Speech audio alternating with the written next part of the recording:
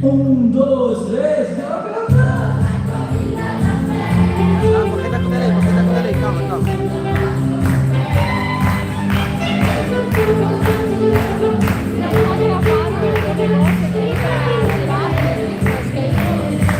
Eles vão vir assistir da sala do lado.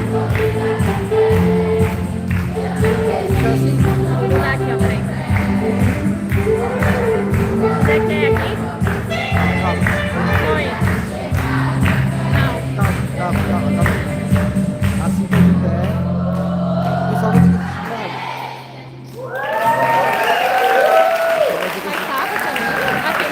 tá assim ali, ó. Então, onde que eles estão lá, ó. Amém. Glória a Deus. Por essas crianças maravilhosas, vocês são lindos.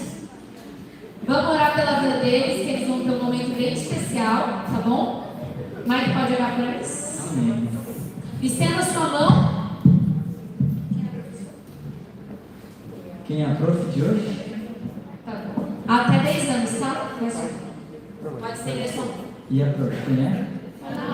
Ana Maria. Cadê você? Tá aqui. Deus abençoe a Ana Maria. Senhor Pai, nós te agradecemos pela vida de cada criança dessa. Elas são umas bênçãos, são umas lindezas, Deus, e tu as ama demais, Deus. E eu sei que tu queres falar com elas nessa noite também, de um modo especial, do jeitinho que só tu pode falar com cada uma delas, Deus. Fala com cada uma delas, que cada uma possa ouvir a tua voz, possa entender a tua voz e possa obedecer a tua voz. Usa a vida da Maria em nome de Jesus. Preste didática, sabedoria. Em nome de Jesus, eu te pedimos, Deus. Amém. Glória. 6-11. Saída pela esquerda. Quem tem 12 para cima pode voltar, meus amores. Ele tá deitado no chão, sei lá. Manda que tem que ir no se você tá assistindo.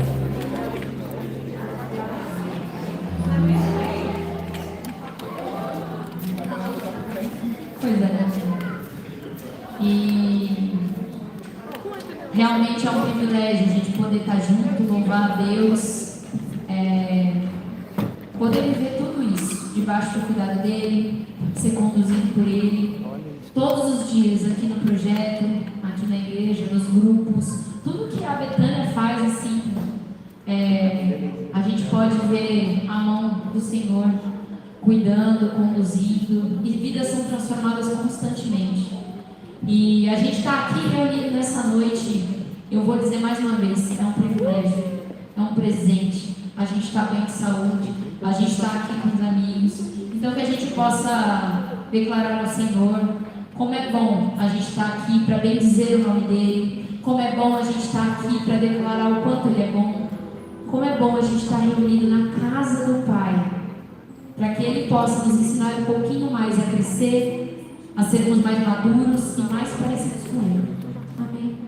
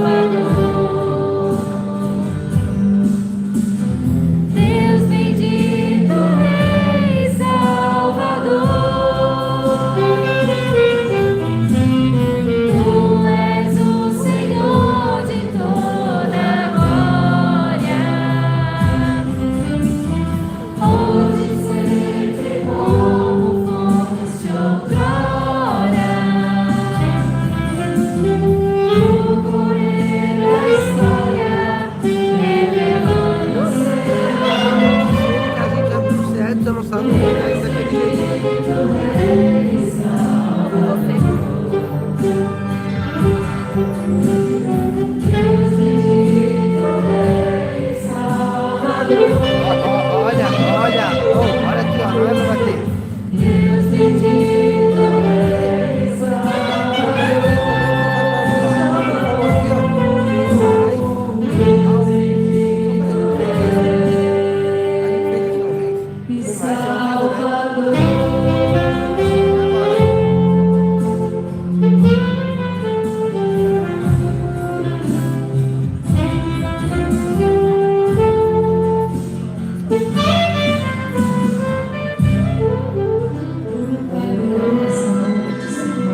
Abençoa-nos neste momento, fala aos nossos corações, prepara os nossos corações, o nosso entendimento para ouvir aquilo que o Senhor quer nos ensinar, o que o Senhor tem para nós nessa noite, para que nós possamos ser mais parecidos contigo, para que nós possamos crescer em maturidade, para que nós possamos nos lembrar de tudo que o Senhor já fez por nós e do que ainda o Senhor tem a fazer, Pai. Nós estamos aqui diante de Ti, agradecendo de todo o nosso coração por ter nos trazido aqui, por ter nos trazido para perto de Ti, por nos amar tanto, Pai, e por fazer dessa igreja um lugar de amor, um lugar de acolhimento, um lugar que reflete a Tua luz, Senhor Deus. Senhor, fala aos nossos corações, usa o pastor e que nós possamos, Senhor, sair daqui completamente diferentes do que nós entramos. Em nome de Jesus que nós oramos e agradecemos. Amém.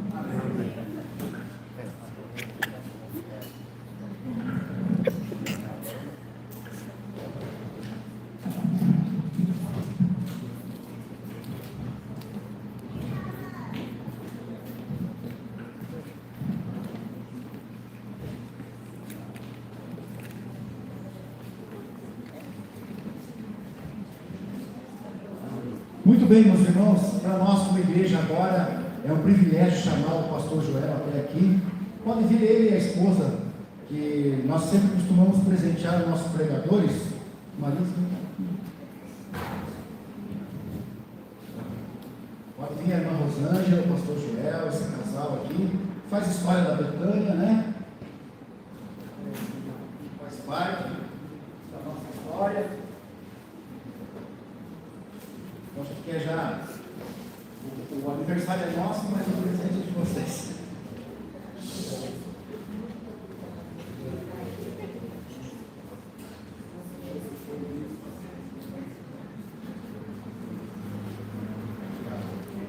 Obrigado. Deus te tirar a foto.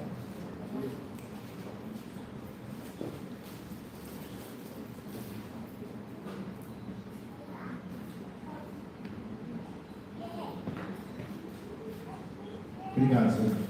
Obrigado, irmã Rosângela, Marisa. O pastor Joel é um pastor emérito já da Igreja do Centro e faz parte da nossa história pela Betânia, desde acho que da chegada do Ari também, né, Joel? Chegou antes um pouquinho. O pastor foi presidente do nosso presbitério de Florianópolis, né, e hoje está curtindo a sua aposentadoria. O meu sonho é chegar onde ele está agora.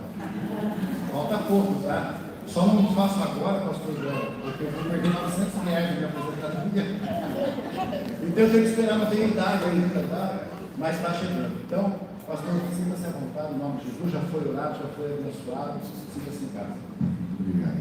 Obrigado pelo convite, Anderson, pela honra de estar aqui com vocês, nesse momento tão especial para a igreja. Que bom que deram presente antes de eu pregar. Depois de pregar, não sei se teria, né? Mesmo alegria de dar o presente.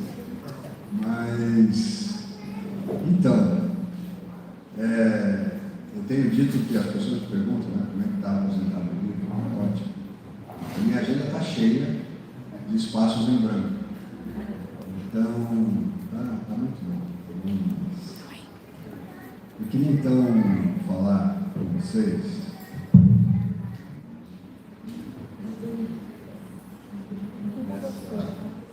nessa noite.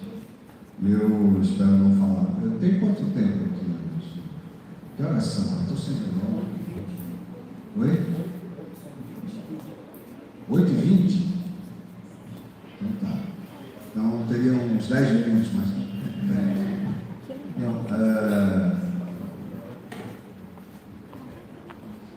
Eu queria falar então com vocês sobre felicidade. Quem quer ser feliz? Claro, só nem levantar a mão, todo mundo quer ser feliz. Mas a felicidade parece às vezes que é uma coisa muito distante, muito efêmera. Tem uma música. O apóstolo Paulo, ele conhecia os poetas do seu tempo. Nós temos que conhecer os poetas do nosso tempo também. Um grande poeta, dois grandes artistas, músicos, poetas, Tom Jobim e seus lugares, compuseram uma música linda chamada Felicidade. Mas é muito interessante que diz, eu vou só mencionar no início dessa música, né? Tristeza não tem fim, felicidade sim. A felicidade é como a pluma que o vento vai levando pelo ar. Voa tão leve, mas tem a vida breve. Precisa que haja vento sem parar. Tristeza não tem fim, felicidade sim. Essa é a sensação que muitas vezes realmente a gente tem. Que a tristeza parece que é um negócio que não acaba mais quando ela se apresenta na nossa vida. Por outro lado, a felicidade parece sempre mais curtinha, né? E quando a gente está num momento muito feliz, a gente já fica com o pé atrás. Está muito bom isso aqui, será que... Quando é que vem o problema? Quando é que vem a dificuldade? Mas a gente é teimoso e a gente quer ser feliz. E algumas pessoas pensam assim, quando? Vivem nesse mundo do quando? Quando eu, sei lá, quando eu casar, aí eu vou ser feliz. Oi? Quando eu me aposentar, aí eu vou estar no paraíso, aí vai ser maravilhoso. Quando eu terminar tal curso, aí eu vou ser feliz quando eu vou estar formado. E quando eu comprar isso, comprar aquilo. E muitas vezes esse quando não chega. Então eu posso dizer para vocês aqui, para começo de conversa, que a felicidade não é alguma coisa que a gente vai conquistar lá na frente. É alguma coisa que a gente deve buscar e está lá na frente. Não. Felicidade, na verdade, é um jeito de se viver. É um jeito de se viver. E Jesus falou sobre isso. Jesus nos deu a receita de como a gente pode ser feliz. Então eu quero que vocês abram aí, lá no Evangelho de Mateus, no capítulo 5, e nós vamos ler de 1 a 12, um texto bem conhecido, que faz parte de um dos textos mais lindos da Bíblia, do Novo Testamento. Eu amo o Sermão do Monte, Mateus 5, 6 e 7. É um texto extraordinário. E começa com as chamadas bem-aventuranças. Mateus 5, de 1 a 12, diz assim.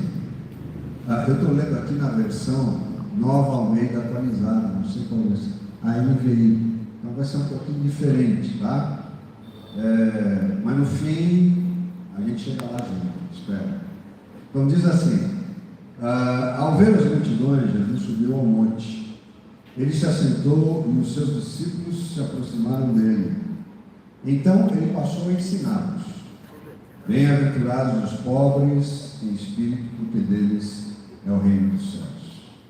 Bem-aventurados que choram, porque serão consolados. Bem-aventurados os mansos, porque herdarão a terra. Bem-aventurados os que têm fome e sede de justiça, porque serão saciados. Bem-aventurados os misericordiosos, porque alcançarão misericórdia. Bem-aventurados os limpos de coração, porque verão a Deus. Bem-aventurados os pacificadores, porque serão chamados filhos de Deus. Bem-aventurados os perseguidos por causa da justiça, porque deles é o reino dos céus. Bem-aventurados são vocês quando por minha causa os insultarem, os perseguirem e, mentindo, disserem todo mal contra vocês. Alegrem-se e exultem, porque é grande a sua recompensa nos céus, pois assim perseguiram os profetas que viveram antes de vocês. Então aqui está a receita para a gente ser feliz nesse mundo. De tantas dificuldades, de tanta infelicidade, mas também de muita coisa boa. Então olha só, quando Jesus diz bem-aventurados, essa expressão, essa palavra lá do grego, makarios, significa como são felizes. Então bem-aventurados seria como é feliz, ou bem-aventurados como são felizes. Como são felizes? Em primeiro lugar, os pobres em espírito, ou os pobres, ou os humildes de espírito. Não sei como é que está lá na língua aí, versículo 1. Versículo 1. 3, melhor, 3.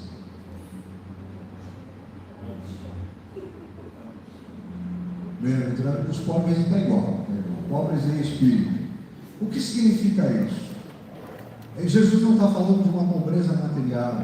Jesus está falando aqui que o pobre em espírito é aquele que sabe que não pode tudo. É aquele que sabe que precisa depender de alguém, que ele não é autossuficiente, que ele não é dono sozinho da sua própria vida. E mais bem-aventurado ainda, e mais feliz ainda, é aquele que reconhece que precisa depender de Deus, que reconhece a sua falência espiritual, que sabe que não pode dar um passo adiante com segurança numa terra realmente, num terreno realmente firme, se não for sob a direção de Deus. As crianças cantaram aqui sobre o telefone do céu, a oração, e a oração é uma forma da gente dizer: Senhor, eu preciso de Ti.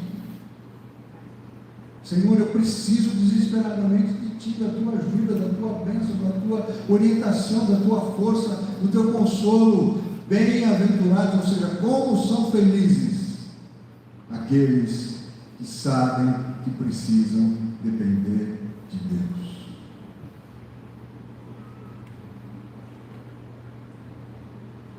Mas vamos em frente, né? Bem-aventurados os que choram, porque serão consolados. Bem-aventurados os que choram. Parece uma coisa meio contraditória, vamos dizer. Como são felizes os tristes, ou como são felizes os que choram. Mas que choro é esse? Esse choro é o choro do arrependimento. É o choro que chora a desgraça desse mundo. Quando a gente olha para esse mundo e vê tanta desgraça, tanta tragédia, isso tem que nos sensibilizar. Isso tem que mexer com a gente.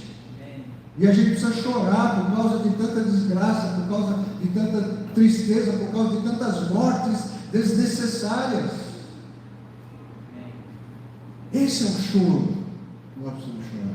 Mas nós precisamos chorar também por causa do nosso pecado. Nós não podemos perder a sensibilidade de nos entristecermos quando a gente erra, quando a gente ofende alguém. E isso tem que começar dentro da nossa casa. É dentro da nossa casa. Eu sempre dizia isso lá na igreja de Florianópolis. É dentro de casa que começa o nosso cristianismo. Não adianta a gente vir aqui na igreja, levantar a mão, louvar a Deus, fazer essa coisa linda aqui, se lá em casa a gente não é nada disso. Se em casa a gente é intolerante, a gente é frio, a gente é incompreensivo, a gente é violento, então bem-aventurados os que têm a capacidade de perceber a sua maldade, de perceber que é uma pessoa que precisa de arrependimento, de mudança de vida. Como são felizes os que choram por causa disso, que choram por causa desse mundo em conflito, mas que choram também por causa do seu pecado, das suas mazelas, das suas faltas, da sua indiferença.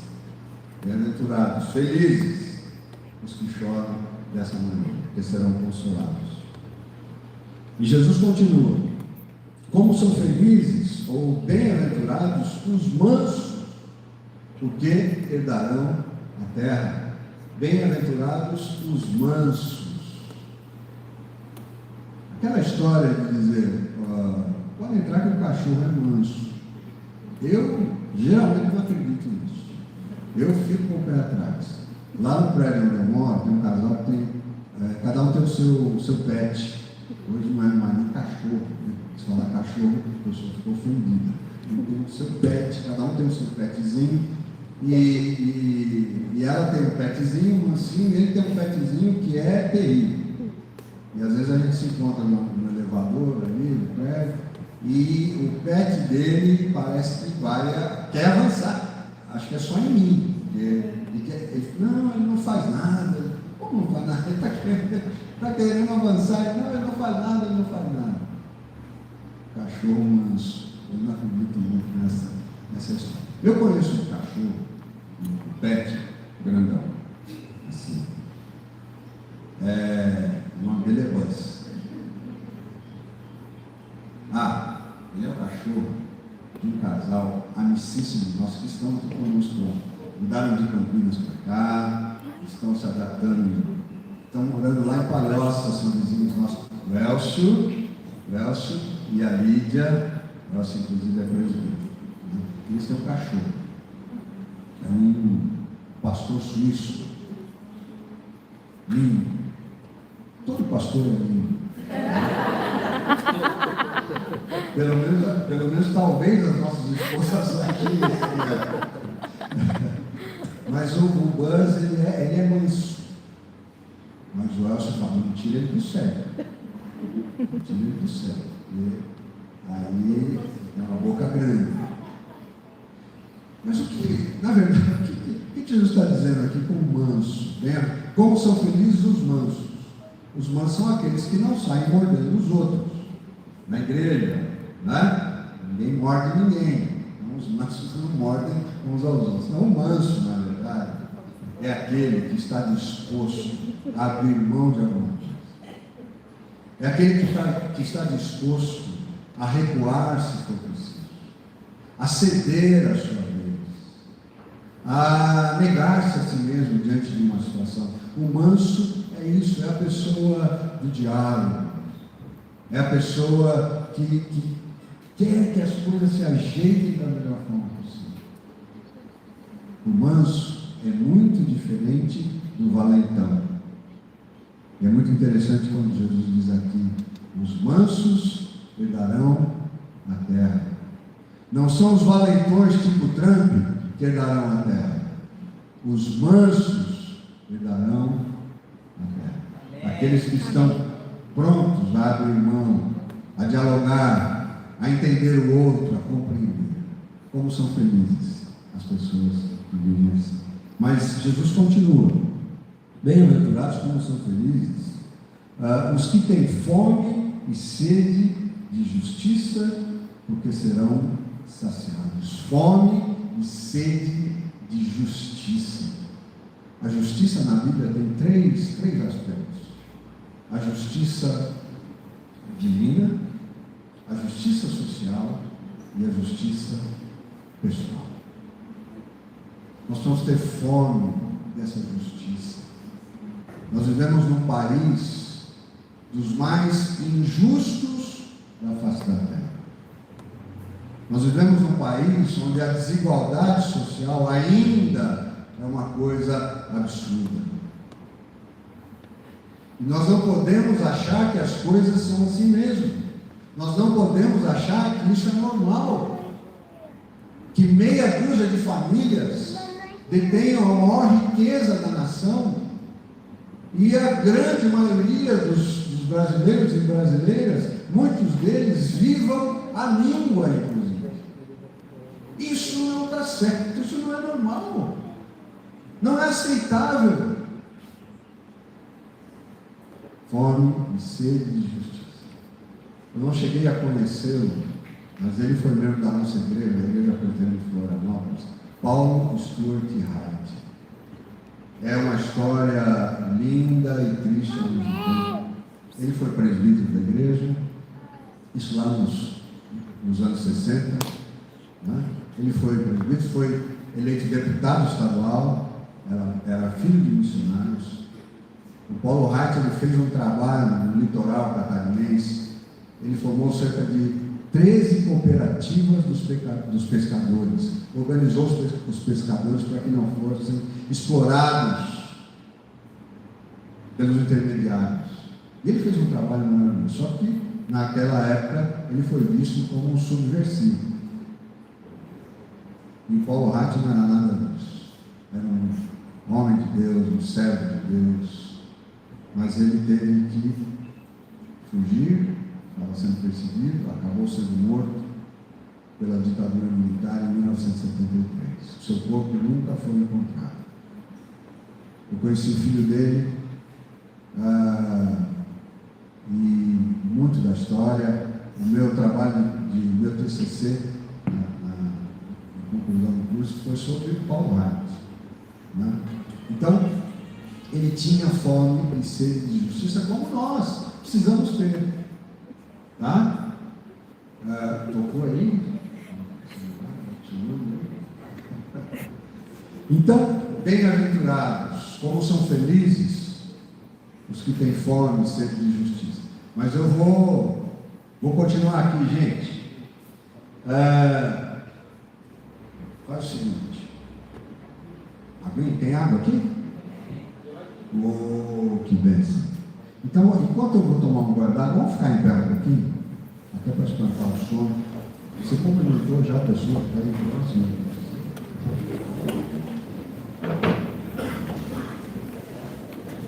Tinha que ser avisado.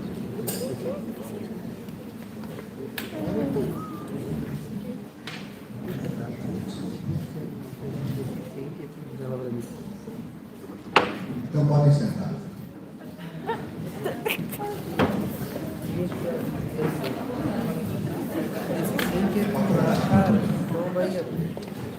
Já que ele acha que ela estava guardando. Onde é que a gente parou mesmo? Homem de justiça. Aí Jesus continuou: bem-aventurados, como são felizes os misericordiosos, porque alcançarão misericórdia. Misericordioso é aquele que se compadece da miséria do outro. Você vê que as coisas estão muito conectadas. Não é? Misericordioso é aquele que se compadece com a miséria do outro. Não precisa ser somente a miséria social, pode ser a miséria espiritual, a miséria em termos gerais. A gente não pode viver olhando só para nós mesmos. Nós não podemos viver olhando só para as nossas coisas, pensando só nos nossos projetos. Nós precisamos viver e olhar para fora, olhar para o outro. Isso, repito aqui de novo, tem que começar dentro da nossa casa.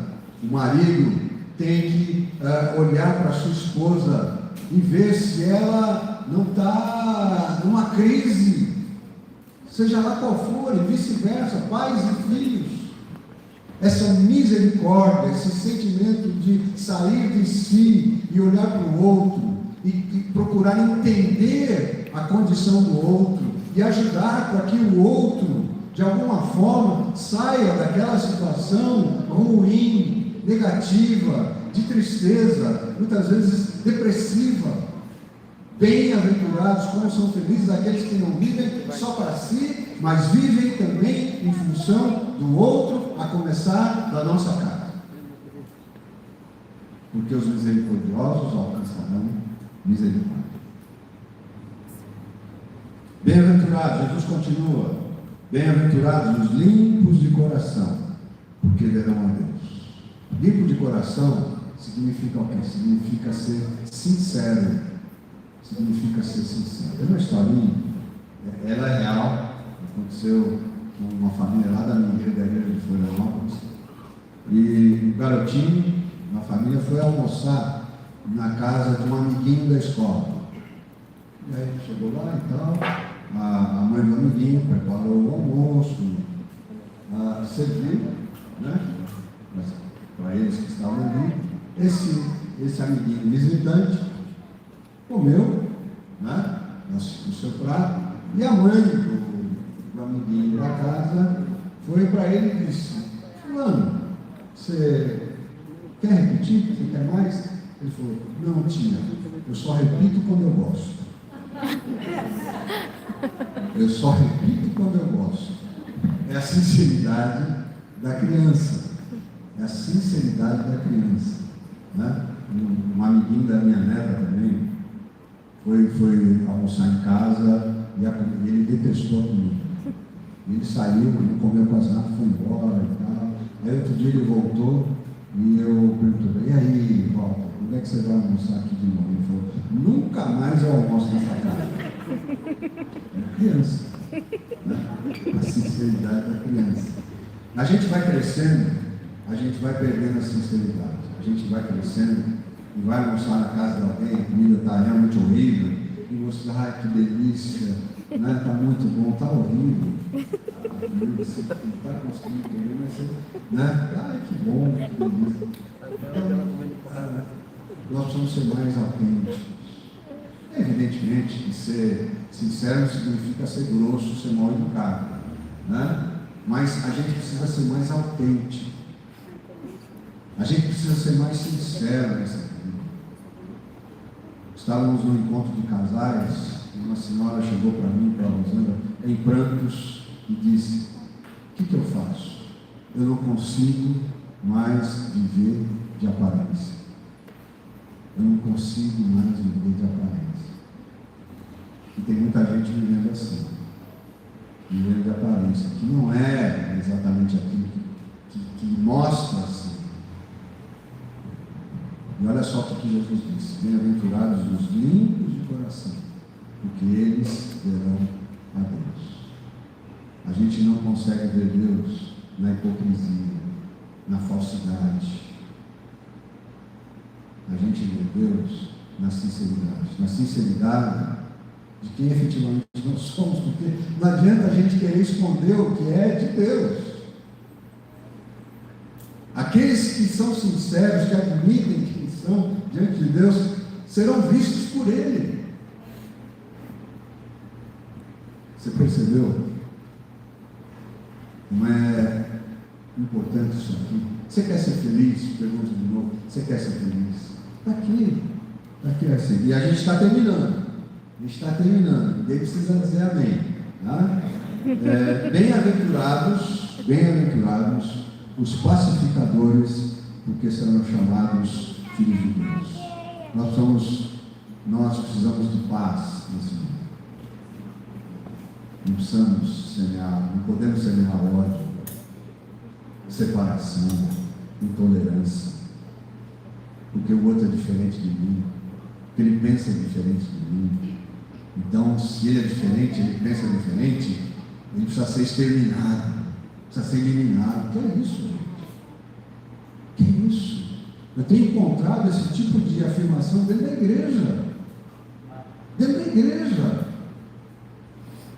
Esse discurso de ódio dentro da igreja. Porque o outro é diferente, porque pensa diferente, ele é do mal.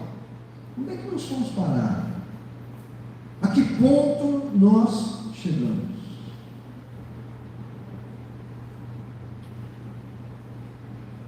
Onde nós chegamos? Quando nós chegamos, nós vamos semear a paz, o entendimento. A paz não significa ausência de conflito, mas a paz significa a capacidade de acertar as coisas, de arranjar as coisas.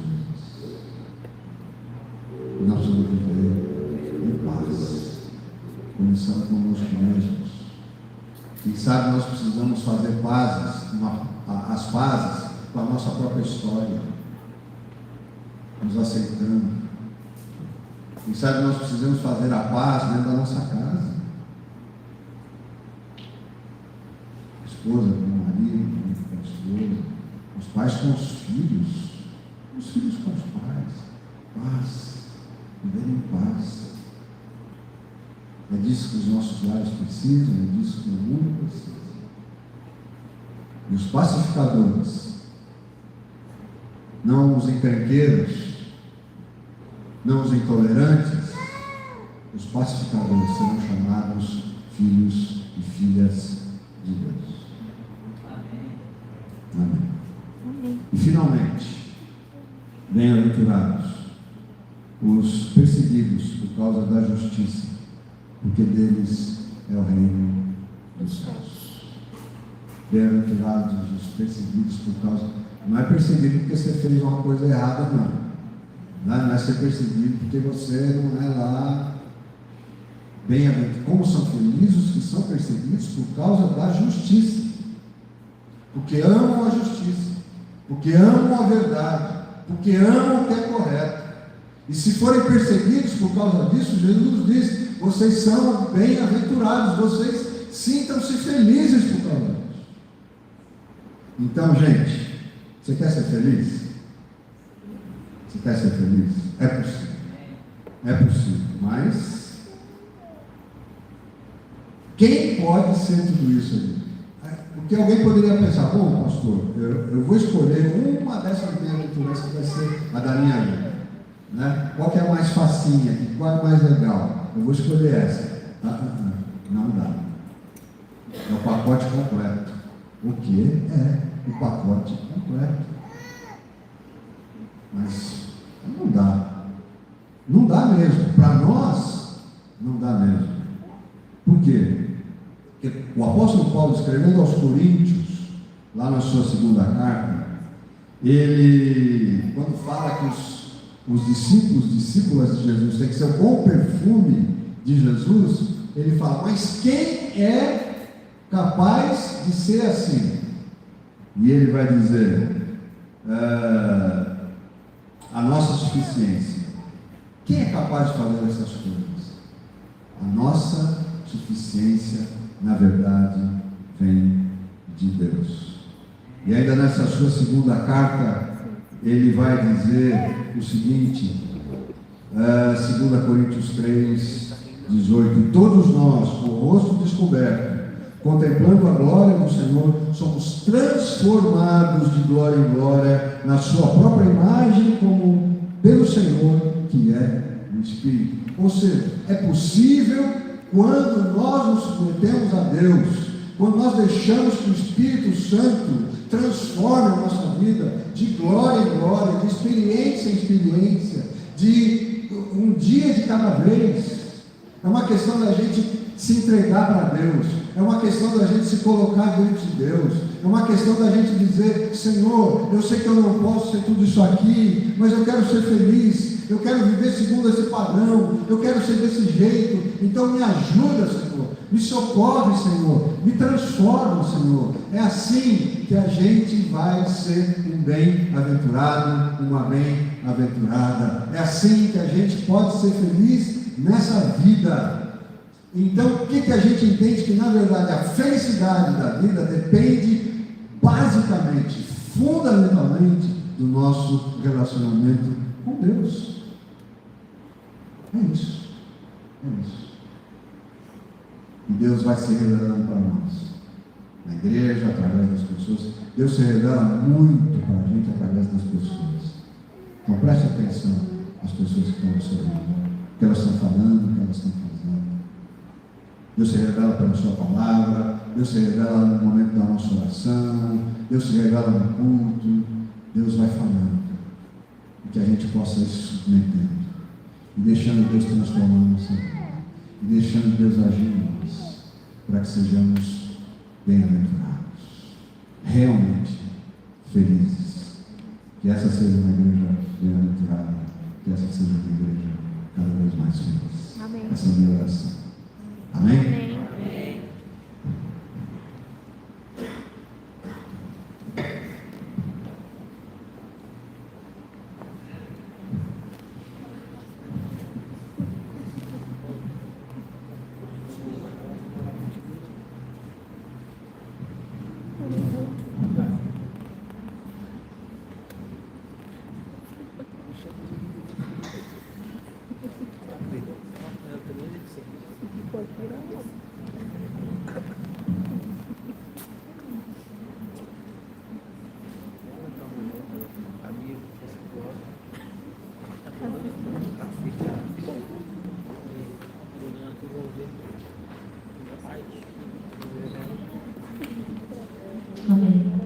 que a gente possa se lembrar disso, buscar em Deus, porque Ele pode te dar todas essas orientações, tudo isso que Ele tem para dizer para você, você vai com certeza sentir a presença dEle e você vai sentir essa felicidade que Ele passa a mão e que não se vai. Nesse momento, a gente gostaria de dar a oportunidade de você demonstrar amor, de você demonstrar gratidão e de você poder ofertar. Nós estamos celebrando 66 anos dessa igreja, desse trabalho, que tem braços missionários, que tem grupos, que tem diversos projetos e que todos os dias é conduzido por esse Deus tão maravilhoso que nos traz essa felicidade. Então, com o coração grato, com alegria no coração mesmo, se você sentir vontade, fique à vontade. Nós temos alguns envelopes, alguns papeizinhos, tá? Para você anotar. Não precisa identificar, você pode identificar se você quiser, é bem à vontade mesmo. E aí, o Giovanni traz o gasofilaço do ladinho. Isso. E aí você pode depositar aqui a sua oferta de amor em gratidão por esses 66 anos da igreja e para que o nosso trabalho missionário, para que todos os projetos da nossa igreja continuem. Amém? Amém. Todas as coisas são feitas para a honra e para a glória de Deus. Nada do que é feito aqui é para que a gente apareça, para que a gente ache alguma coisa, porque é tudo porque Deus permitiu que a gente fizesse, realizasse, e é Ele quem prevalece nesse lugar. A Ele a honra, a Ele a glória, a Ele todas as coisas, porque a gente só faz, porque Ele é quem Ele é e nunca muda. Amém? Ele que transformou a história de cada um aqui, Ele que traz essa felicidade, Ele que nos ajuda a ter essas bem-aventuranças. Sozinhos a gente não consegue, mas esse Deus maravilhoso nos conduz.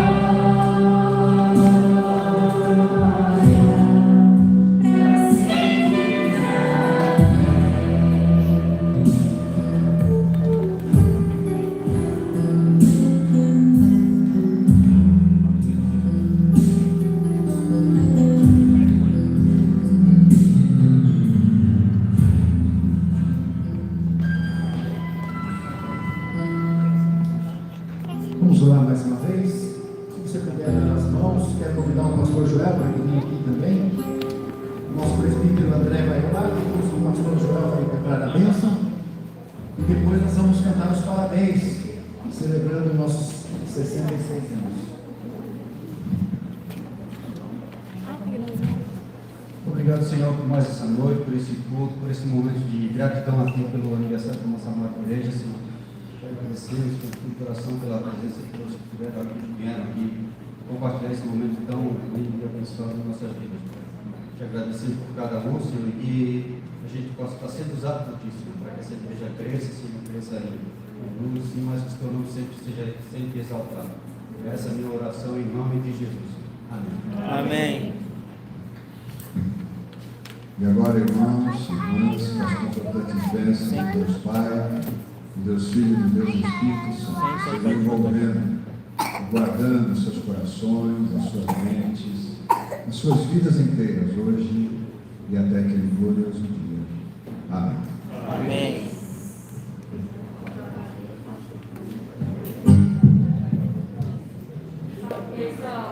Então, que a gente está de pé, vamos acender a vela e vamos cantar parabéns para a nossa igreja, 66 anos.